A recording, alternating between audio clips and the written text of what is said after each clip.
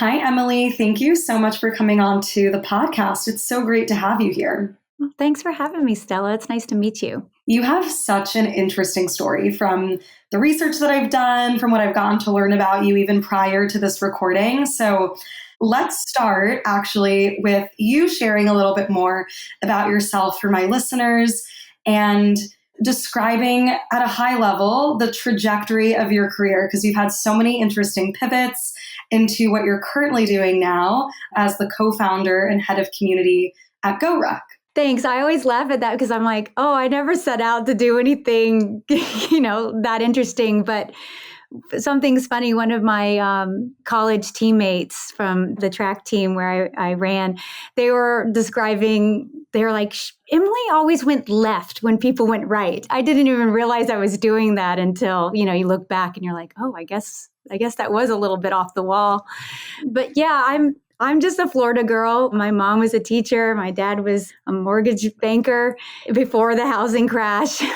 And I just kind of grew up a normal kind of middle class life and played sports growing up. I was really into sports, probably sometimes a little too into it, but I ended up running in college. I walked onto the team at Georgetown, not really realizing at the time that they were a Division I top 5 team in the country.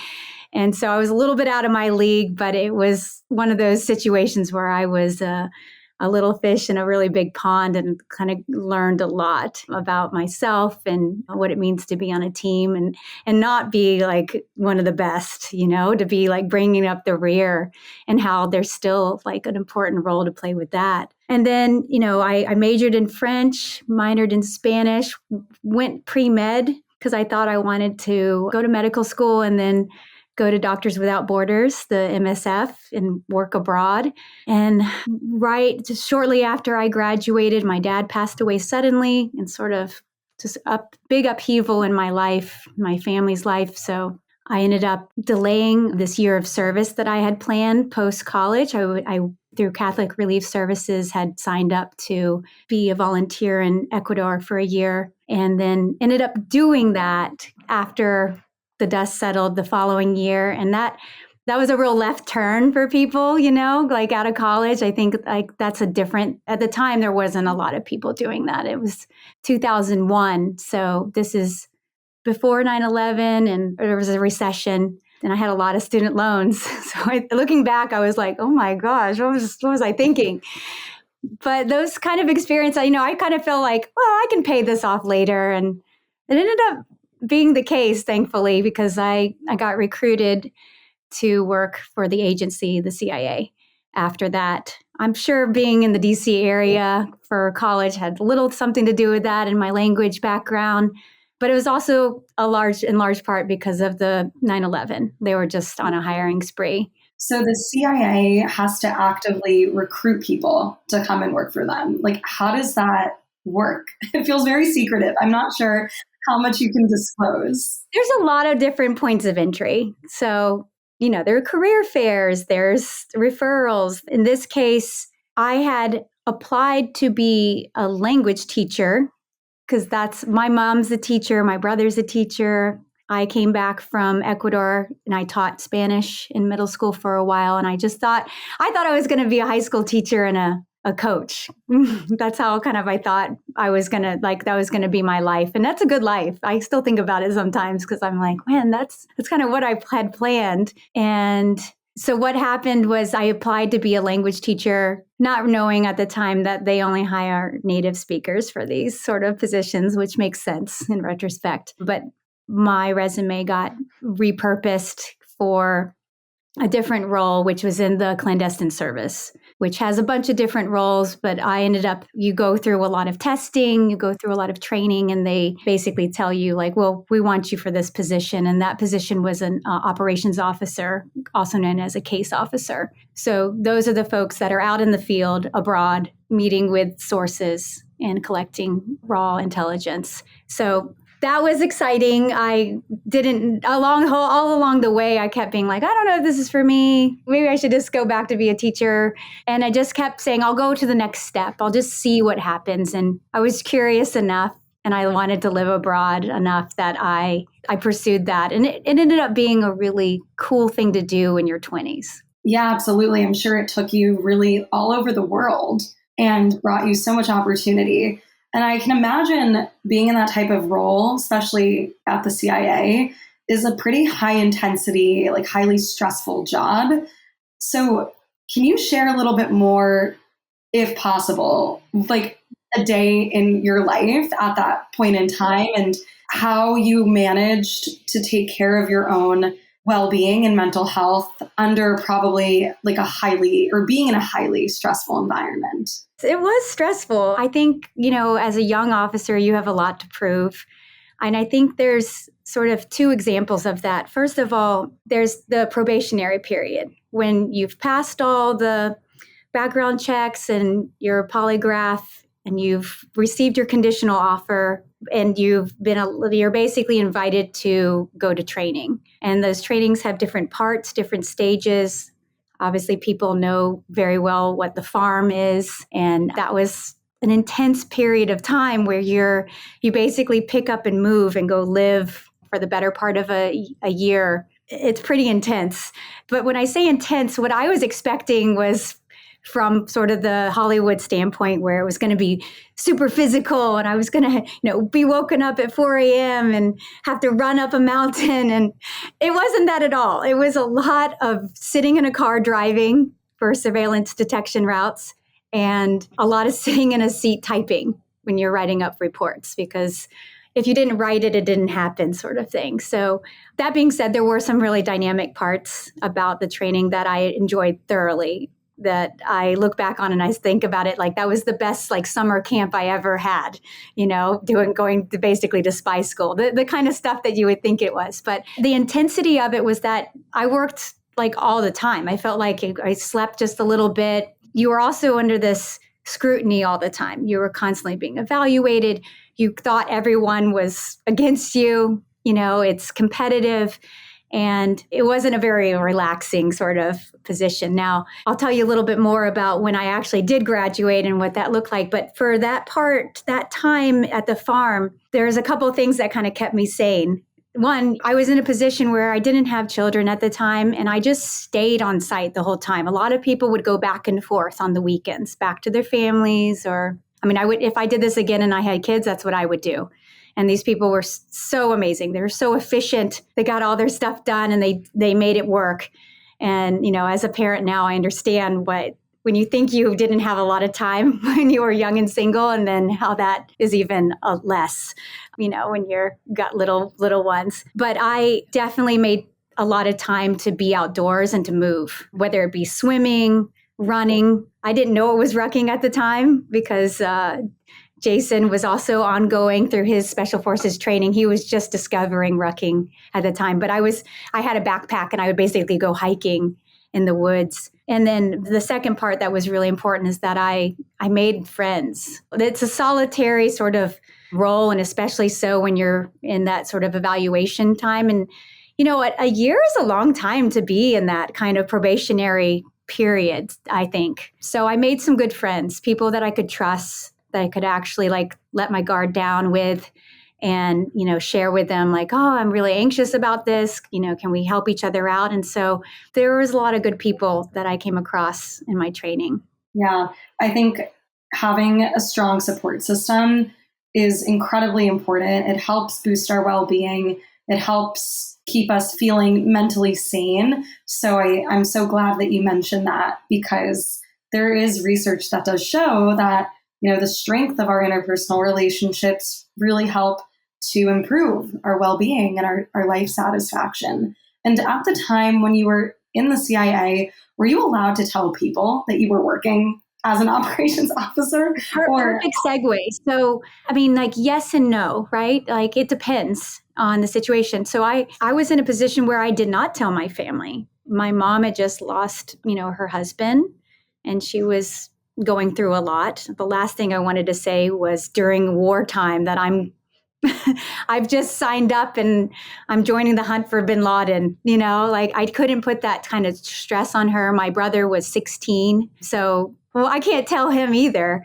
So there was probably two people that knew like what I was actually doing, that were my support system. And one of them was constantly in their own lockdown, cut off, incommunicado as well. So the people within, finding and forging those new trusting relationships within, especially in, like I said, in this environment where you're competing, it's different. Like you don't know at the time what you don't know. You think almost like they don't tell you much. So you're wondering like, whoa, is that person trying to help me or hurt me? So there's a little bit of that going on, at least initially, but it's like with anything, you can sort it out, pretty soon. You can figure out, okay, well, who are the people that actually are going to be my friends, and we can have a trusting relationship. And that, I want to just underline that is more often than not. It's just the unknown factor when you're going in. Exactly.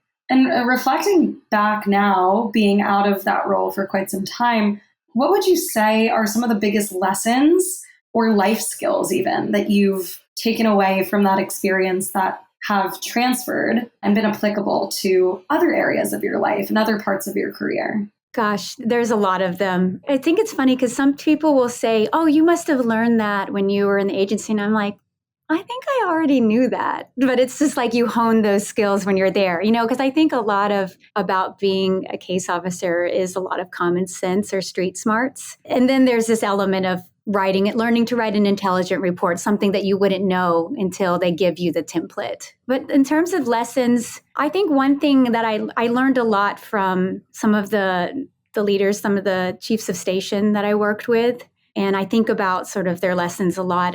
Some of them were better than others, but the one that was really impactful to me, he taught me a lot about just how do you present yourself? Like, imagine this, I'm 25 years old. I'm the acting chief of station. I'm basically the DNI, the Director of National Intelligence Representative for this part of the world.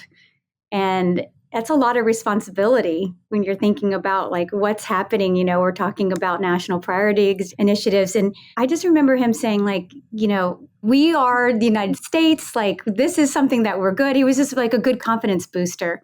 And also just questioning things, not in a way that you go to like a new place and just want to just start everything new, right? I think that happens in business and everywhere. It's like, you just want a fresh start, right? Let me just fix everything, do it my way.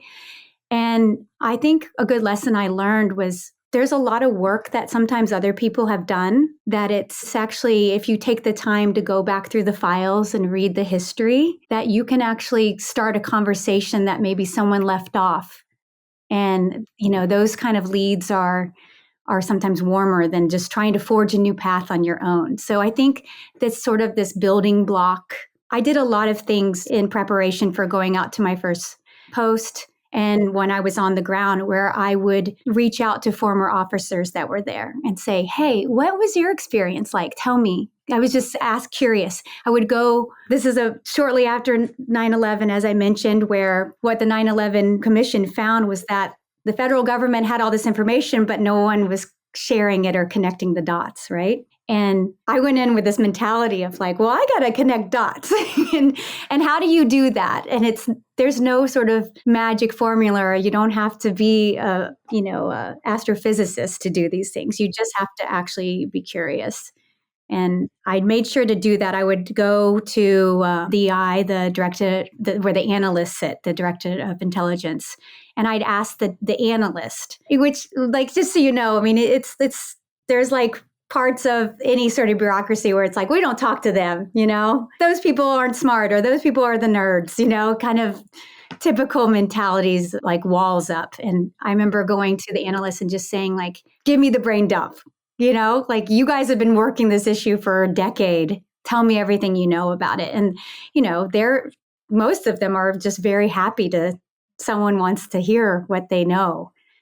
So those are the kind of things that I learned. Yeah, I'm glad you bring up this point around curiosity. I think having a curious mindset is so important, especially because a lot of people early on in their careers, especially, face a sense of imposter syndrome. And I do believe that having a curious mindset and a mentality that is open-minded and is interested in learning from others helps you get out of that feeling as if you're an imposter or feeling stuck and rather just kind of seeking out opportunities where you can constantly learn from other people. And going back to what you mentioned earlier, picture this, I'm 25 and I'm in this role and I have so much responsibility. How did you cultivate a belief in yourself that you were capable of doing the work that was handed, and put on your plate? I ask this because cultivating a belief in oneself really has nothing to do with the external environment. It has to deal with within, starting within. So I'd love to hear some of your strategies that you used at the time, or even things that you currently practice around building that greater sense of self-worth and self-esteem, having that self-concept where you see the capabilities that you have and fully trust that you're either A, making the right decision, or B, know what you're doing. Stella, I go into most situations in life realizing that I do not know most things, right? And I think that sort of baked in humility of like, I don't know what I'm doing is kind of how I approach things. I mean, granted, I was stationed in West Africa. I had been speaking French for many years. I had read every book I could find on that area of the world. I listened to a podcast. At the time there weren't really podcasts. It was more like NPR and, read The Economist. And I had done some research, but even the people that are experts, that we consider experts in their fields, like I think most of them would say they never stop learning, right? I remember one of my bosses one time, he was like, "You're basically an expert on Ivorian politics." And I looked at him and I was like, "What?" And then I was like, well, I guess when how many people focus on, he said from the US. I mean, I'm not anymore. Even though I keep, kind of tabs on it, but it's like, I thought like, that's a funny thing to say. Like, I never would have thought that because I'm not Ivorian or I'm not a politician, so how could I be an expert on these things? So I think the strategy is to go in there and realize that I probably know less than I think I do. And yet decisions still need to be made. You can't wait to have perfect information. You can't wait until you're like completely satisfied that you have this all figured out. You're still going to have to put the work out there. And I think I'm a big believer in incremental progress, right? Like, and this is what I love about language. I'm always telling people like, well, you can just change the way you say it, like language is flexible and you can go back and say, when I said that, I actually didn't know what I know now. And now I've changed my mind about it. Yeah, that's such a good point. Just thinking about how language also impacts, or the way in which you say something can express an idea completely different versus saying it in a totally different way. Like being really meticulous and intentional with the words that you choose can make a huge difference, right? And you have the language background through your studies in college at Georgetown. So I'm sure there's so much more, that you've learned in that area as well. I want to go back to when you were talking about your time at the CIA hiking, with the backpack, which at the time you didn't really realize was rucking. So I think this is a great segue into talking about what rucking is, sharing a little bit about the creation of the company that you co-founded, GORUCK. Again, picture this, two 25-year-olds, they decide to get married. Like all of a sudden, we knew each other from high school, so it wasn't like we had just met. But, he's enlisted in the Army in a program that takes you from like street to Green Beret, which is a little unusual. It happens every once in a while that they offer this program. And then here I am, going through the farm to become a case officer with the CIA. And we were together, but we didn't get to see each other very much. There was a lot of just, text and like wait till after, 9 p.m. for phone calls at the time when they were free.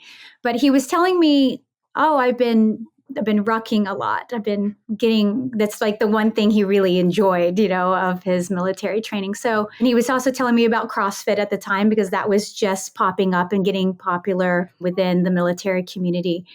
And he tried to get me into the CrossFit stuff. And I was like, the weight stuff isn't me. I was a runner. I still ran a lot. So what I did instead was, I was on my own. I had a North Face pack that was a zip off part of my hiking pack that I had taken to Europe. And when I went backpacking over in college. And so I had this great little backpack It was so tiny. Everyone always like asked me about it. And I would just put some snacks in there and some, my wallet or whatever, and maybe a bottle of water I could squeeze in there. And I would just, like I said, I would be one of the only ones left at the farm when people went away for the weekend. And I would use that time, one, to decompress, to go explore this beautiful wooded area in Virginia. And then the other parts of the time is that I would really work on my area FAM. So your familiarization with the area, this is something that as a case officer, it's key to your success for having good surveillance detection routes, and also knowing when and where you can meet an asset, a source. So I just like worked it all the time. I was just driving around, getting out of my car, like exploring places. There's things I didn't do as well as I wanted to in some of the training, but something that I think I had the best of was the area FAM of thing. This become the time that I spent, exploring that region. So rucking, again, it was more Jason talking about it to me not really understanding what it was, but it's something that people do even if they don't realize they're doing it, right? If you're walking around New York with a backpack, you're technically rucking. Jason likes to say that hiking is just rucking in the mountains. That's what he says. So basically, we had this crazy relationship where he's in Iraq, I'm in West Africa. He gets an R&R, a rest and relaxation time. He comes to visit me on his time off. He's, imagine this, he's coming from like Basra, war zone, and he gets to Cote d'Ivoire where I was living, and he's like, this place is freaking me out. Because it's just, it's its own, at the time it was just tense. It wasn't a war zone, but it had been a war zone in the past, but it's also just Africa where it's like kind of anything can happen. And I, instead of being restricted as you are in the military as to, where you can go inside and outside the wire at what time, I didn't have any of that. I was just could go anywhere I wanted all the time pretty much. And I did. And, there was rebel territory in the north that the UN had a presence there. So he got there and he was like, this place is crazy. And you're living by yourself here with our dog. And, he was just a little bit taken aback by sort of the situation I was living in. And I, again, I was like, well, this is what I know. This is how it is. So he made me a go bag, which he called a GORUCK. And it had extra pair of shoes, bottles of water, copies of my passport, snacks, extra cash, a compass, all sorts of things. And he'd gotten all this, gear issued to him from the military. And so he just had an extra military pack. And we were commenting on how amazing these packs were, because they're like these clamshell ones. They open completely flat, because like a medical kit. So it's like almost like you have a table and you have all these pockets and all these ways to attach things so you know where all your stuff is. And he was just kind of walking me through it. So this was basically, his world infiltrating into mine. And this is something that I was saying earlier, like the agency didn't really give us that kind of training. There was a little bit of that, and the actual training wasn't as physical as I had hoped it would have been, from watching movies. But he was basically giving me a crash course on like, hey, this is what they taught me in the military. This is what you need to do if things go upside down. And it was possible. I mean, I lived across the street from a former prime minister, and one day I drove home and there was 300 people, a riot around the house. And I just turned around and left and didn't go back until it had settled down, sort of thing. So he made me this GORUCK, and I used it, and people saw it, and people were asking me, oh, can you have him make me one, or can you make me one? So the two of us were like, wow, we could do this GORUCK thing where we just make people survival bags.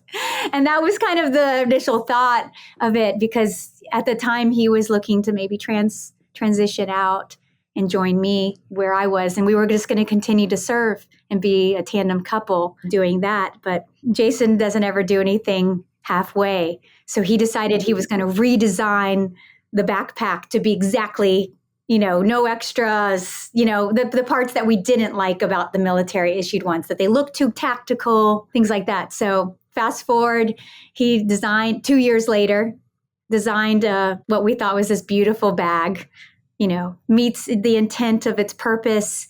and yet it's like sleek and no external branding. That was like a big thing, which is unusual, right? to not even put, I remember there was actually a really cool anecdote. He was talking to like these older businessmen and lawyers, and they were like, what are you thinking? You've got to put your brand on the outside of the ruck you're designing, or no one's going to know what it is. And he was like, well, where's the brand on your nice suit you're wearing? Right? Armani's suit doesn't have an external brand and it just looks nice, right? So they kind of stopped them in their tracks, and we went forward with, the design of this. But again, the rucking piece, the fitness part of that and the community weren't even part of the picture until no one wanted to buy those bags. So let's talk a little bit about that. The design is so sleek. That's exactly the word I was going to use to describe it. And it's funny because I went for a very long walk in Central Park the other week carrying like 2 laptops, 2 books, and it was so heavy. And it was a very long walk that I was not expecting to do. And I felt like I was kind of wrecking in Central Park because I had this, I was carrying this heavy load with me on this long walk, right? But I want to hear more about the community aspect because, as we both know, being former athletes, there's something so powerful about being involved in a sport with a team and having people around you. And I know in your role as head of community, your primary, responsibilities and the things that you really do in your day-to-day is to help bring this community to life. And so would love to hear more about what that looks like and how the community aspect has really served to create a stronger, identity within GORUCK. I'll start off by saying that the community is already living, right? And I'm just here to sort of service the community, I think, to, channel, talk to them, keep the lines of communication open to make sure that the stories that need to be told are getting told, to make sure that, when there's misunderstandings that we work through those. But I've really sort of started to reframe, I think, this idea, like GORUCK built this community, or Jason and I built this community. And the thing is that I can tell you that it was something that was tapped into. It was a time and place. It was a kind of fluky thing, right? Where the world was thirsty for this, right? Like people were hungry to do hard things, to put weight on. We didn't know it, but to put weight in the backpack and go out and, take this thing that had been done from humans since the beginning of our existence, of carrying heavy things, something so primal, and something that the military and militaries of ancient times till today have been doing, right? Where you're putting a load on your back because that's how humans carry things best when we don't have vehicles or animals at our disposal.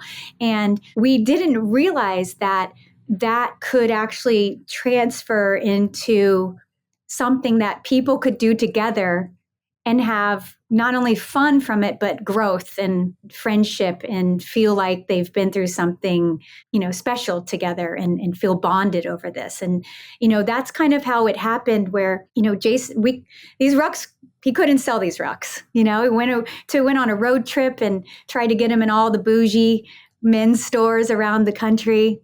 No one cared. No one cares, right? There's just another bag at that point. And sure, you got a good story, dude, but who cares? But what happened is that he put a bunch of bricks and did the first ever Tough Mudder that was also happening, at that obstacle course relay craze was just starting, right? And so it's a confluence of these fluky things that happen. And so from there, just running all these events, I did the 3rd ever event with Jason. I helped him plan the 2nd one. And at the time I was like, well, this is cool, but like, how are you going to do more of this? But it ended up just happening. People heard about this and it was exciting because it was new. Meet on a street corner at 1 a.m. and no details forthcoming sort of mentality. And at the time, Jason would show up with all the rucksacks and the weight, and tell people to get it because he was trying to get pictures of how tough the gear was. And it's this bizarre thing where he was trying to showcase how cool and and well built the actual ruck was. But then what came out of it was that people actually liked carrying heavy things on their back together around a city. I mean, the first one I did was in 2010, November in New York City. It was like a tour of New York, except doing push-ups in the Hudson River and carrying like a log through Central Park. And and it's just wild, right? And we still run events like this today. There's the element of surprise is not the same, but it's something that if you haven't gone through it, some people are like, I wonder if I could do that, like do an overnight event or something like that. And there's something sort of magical to going through that 2 a.m., 3 a.m. type 2 fun with someone else and then seeing sunrise together. And now like you always will have that memory. Absolutely. There is something so special about being in community where people are pushing you to test your limits, physical and mental, but also supporting you along the way.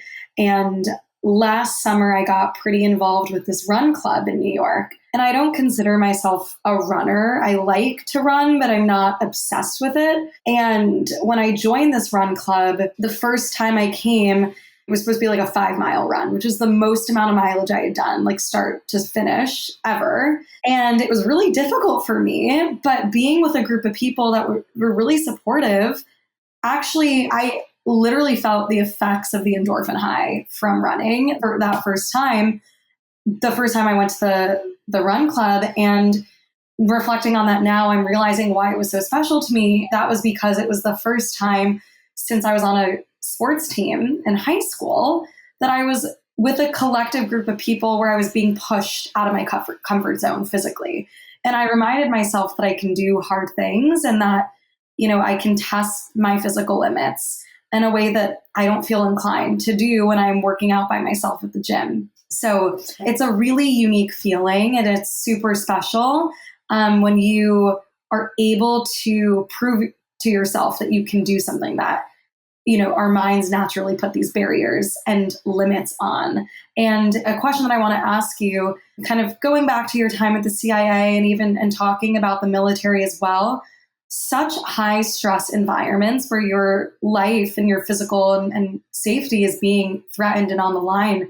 So, I can imagine that in those experiences, you really need to develop some sort of resiliency and emotional resiliency. Can you speak more towards really the intersection between mental health and being in the military, being in the CIA, like what that looks like, and, any lessons that you've learned?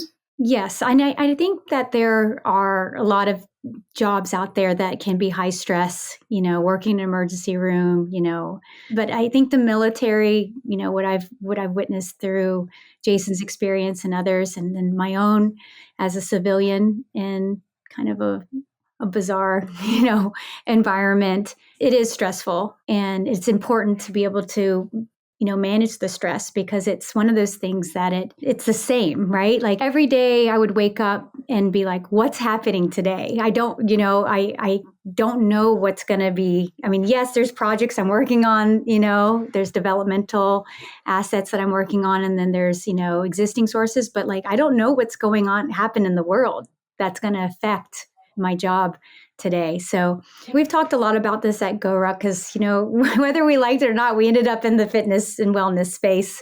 And there's there's a couple things that you really need to there's things you can't control. We can't control what happens in the world, but we can control sort of, ourselves and our reaction to things, right? To a certain extent. And, the basics of making sure that you're sleeping enough, it's something that I had to teach myself. I can't just I would work crazy hours and then wonder why, I'm falling. You can't be falling apart when you're meeting with someone whose, safety and the safety of their family is based upon you not making a mistake, so getting enough sleep, getting time. I think it's really important to move. And, nutrition, I think it matters. I think it matters to a certain extent, but I'm like a real 80-20 kind of girl on that stuff. I really think so you've got the physical part. It's really important that when everything else might be out of whack, you just kind of hone in on that. But like I keep going back to, the social aspect of existing is something that's hardwired in humans. And some of my darkest times living abroad and sort of feeling like or when I felt the most alone, right? When I felt like I didn't have anyone that I could talk to or share with or feel seen by, and I think that's really important, that people find ways to stay connected. But I think it's really easy this day to think that you are kind of interacting socially without really letting people see who you are, which is why these type 2 activities or these run clubs where you're not your best, right? You might actually be falling apart at this run. You might be losing your temper at 3 a.m. because you're exhausted and hungry, but letting people see that and still want to help you or be around you or, forgive you for it. I was just I went and did a triple tough is what we called it. So it was 3 back-to-back 12-hour events starting in New York City to commemorate 9/11. We did that event, and then we drove to Shanksville, Pennsylvania, where the Flight 93 crashed, and we did a 12-hour event there. And then after that was done, we drove to Washington, D.C. to do a 12-hour event around the Pentagon, all from the 9/11 weekend. That was around September 11th last year. And at the tail end of that, I said something. I mean, here I am, like, look at my job is the head of community. And, I'm supposed to be like this smile and be happy and positive. And I said something to someone that was downright rude. Like a little bit later, I was like, I am so sorry. I didn't mean, and he looked at me, he goes, oh, we're all there. Don't worry. We're all there. And that was like, what a forgiving and loving way to say that, like my filter was not on, and like we could just be real with each other. So going back to what I was saying, so you got your physical, you got your social, and you got your mental. Those all things work together. For me personally, I can't work out whatever mental dark places or struggles I'm going through without those other two being at least in a decent spot. They don't have to be perfect, but I need to have slept, eaten, moved my body, and then and I feel a lot better after I confide to someone or tell them a little bit about what I'm going through. It doesn't have to be everything, like I know there's a lot of talk these days about like selfishness and people who kind of are vampires, energy vampires. And I get it, that is out there. And I think we should all be cognizant to not be that. But I'm saying is the opposite is worse, not even trying or sharing. Yeah, that's such a good point. I was actually talking about that concept of like energy vampires earlier today with a friend. And to your point around like going back to the social side of it, it is so important to be able to feel as if you can connect deeply with others and authentically with other people. But I truly believe that in order for you to create those types of relationships, you need to show up as your authentic self. And working backwards from that, how do you do that? Things are in alignment, the physical, the mental, the emotional, the spiritual, and they all are interconnected because similar to you, if my mental headspace is not so great, I have to ensure that at least the physical and emotional is like kind of doing okay. Because if those parts of the foundation are not strong, like if I'm sacrificing my sleep, if I'm not eating well, if I'm like drinking too much on the weekend, not that I'm like, I'm not an alcoholic. I say that as in like going out and being social and whatnot. Like if I'm not taking care of myself in the foundational ways that you need to provide for your body, it is harder to show up for yourself and take care of your mental well-being. So all of this goes to say that in order to really foster those deep relationships with other people, you need to really take care of yourself first. And there's so many ways in which you can do that. And I think happiness plays a huge role in this because we're all trying to find out what's that secret? How can we become happier? And positive psychology really shows that it's not about becoming happy. It's not about reaching some desired end state. It's about infusing joy into the present moment every single day. And life is distracting. There's so many things that are going to pull us apart and bring our attention in so many different directions. So it's so, so, so important to be intentional about infusing joy in our day-to-day lives. So with that being said, Emily, I would love to hear from you as we wrap up this interview. Two final questions. The first being, how do you define happiness? And the second, what is something that brings you a bit of endorphins every day? Happiness for me is feeling seen, even if it's like a little thing, like if it's like some little detail that someone notices. Like I noticed that you made a Calvin Hobbes reference in your post today, like I like that. Or, like I like to make mixes on Spotify and, send them to people, and just, I like to share those kind of things and be like, did you like that song too? Like I'm feeling that song is like, I'm having a moment with it or something like that. But so happiness for me is feeling seen, especially by people that are close to me. And endorphins, it's funny because I'm in the rucking business and I love rucking, but I recently started surfing. And I like every part of that. I like the awkward carrying it, out to the surf spot. I like paddling out. I like sitting on the board, waiting for a wave. I even like the kind of like thrill of like, is that a shark? Kind of, like I like that kind of game. And then catching a wave is just so great. Like the other day, I do a lot of different kind of workouts. I do yoga, I run, I ruck. I do ruck training workouts. We do them every weekend. And I enjoy those. I enjoy how I feel afterwards. I enjoy the people that I get to talk with. The other day, I went out surfing for like 3 hours and I came back and I was like, gosh, why am I so hungry? It's because I didn't even register that I was working out. Like, I think there's times when we kind of like create the situation where we're going to get that runner's high or that endorphins, and we know we're going to have to put in work for it. And I think those are great. And I think you need to have those in your life. Those are probably like, the 6 days of the week, like you got to work on those. But I feel like you got to have something every now and then that you don't even feel, it doesn't even feel like you're working, if you're just lost in nature on a like a great hike, or you're on a bike ride, you just are enjoying that. And for me, it's been the surfing part. Like, it doesn't even feel like a workout. And this is coming from someone that I've never been a calorie counter. I don't like to obsess about those things. I like to just kind of feel like how it goes. But I think it's important to have both of those. So you know what I'm saying? Absolutely. I couldn't agree more. The experiences you're describing, like hiking, being in nature, going on a long bike ride, just getting lost in the moment.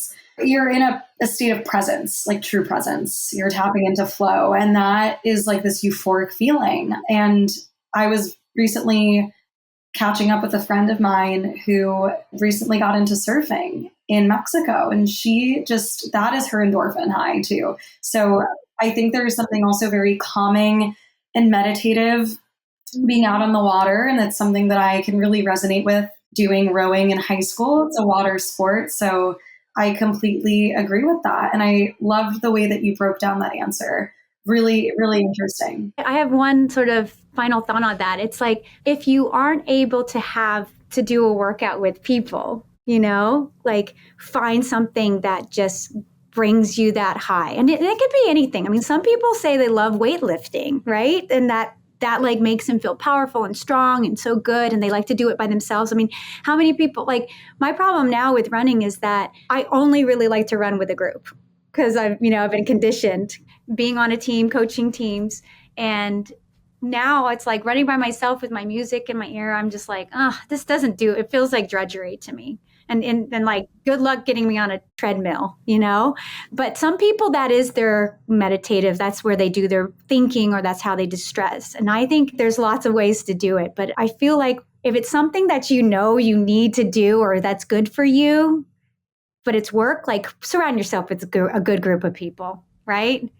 And then if it's like something else, it's like find out that thing you can do on your own that brings you that sort of that endorphin high with also some peace.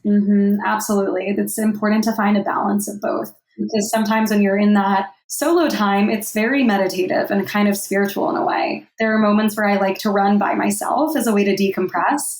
And then there's other moments, like with my run club, where I really need to be around people to make me feel like I'm accomplishing something when I'm pushing through something. So and to your point, it's like there's no one right way, and different practices work for different people. So that's the beauty of health and well-being and the messaging that I hope to really advocate here on Everyday Endorphins. And so, with all that being said, Emily, it really was such a pleasure having you as a guest on the podcast. Where can my community follow along with GORUCK and get involved with the community that you've built?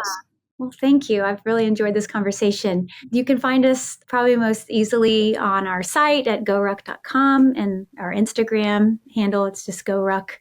And we have ruck clubs that are kind of all over the place. And if there isn't one near you, there's easy ways to start one. And there's also just things you can do kind of, rucking. You can do it on your own, but we encourage you to do it with at least another person. And sometimes those are furry friends that people take with them. But one last thing is that some advice that I'm just thinking of, my old chief of station, he said, case officers are unpredictable. So it's like, I always take that into effect when it's like, it's okay to not always have a routine, to just try new things, to mix it up. And that's something that I really enjoy, because I think it's easy to fall into everything's, it's easier if you just get into a good routine to kind of maintain, and everyone's always telling you that, but I'm not like that at all.